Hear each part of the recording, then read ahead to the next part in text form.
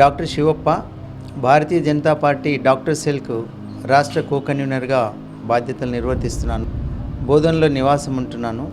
భారతదేశంలోనే పేరుగాంచినటువంటి Nizam sugars factory గతంలో ఆసియాలోనే అతిపెద్ద ఫ్యాక్టరీగా పేరుగాంచి ఎన్నో విధాలుగా ఆర్థికంగా కానీ ఉద్యోగరీత్యా కానీ సేవలు అందించినటువంటి ఫ్యాక్టరీ ఈనాడు దయనీయమైన దుస్థితికి కారణము 2001లో చంద్రబాబు నాయుడు గారి నాయకత్వంలో ఈ ఫ్యాక్టరీని ప్రైవేటైజం చేయడం జరిగింది.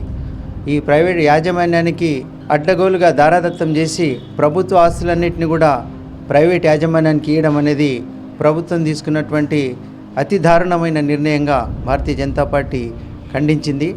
అయినా ఈనాడు ఫ్యాక్టరీ యాజమాన్యము ఇప్పుడున్నటువంటి కార్మికులకు కూడా చాలా సమస్యలు ఉన్నాయి.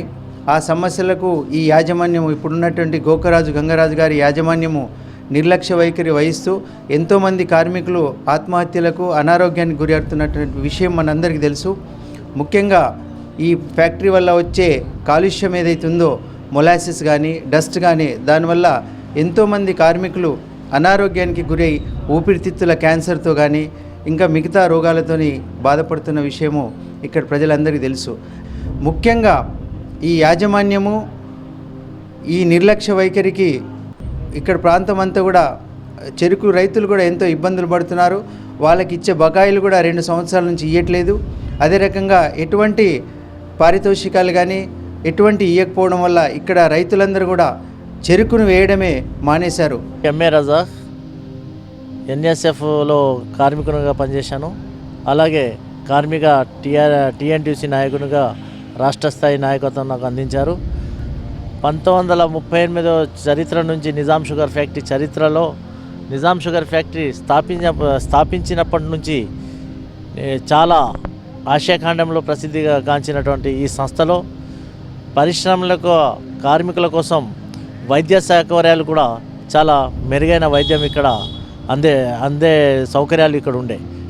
రాను మొన్న ప్రైవేటీకరణ అంతరం ఉన్నటువంటి వైద్య సదుపాయాలు లేక చాలా కార్మికులు తన బతుకు బజార్పాలైనటువంటి విషయాలు మనం గమనించాల్సిన అవసరం ఎంతైనా ఉంది.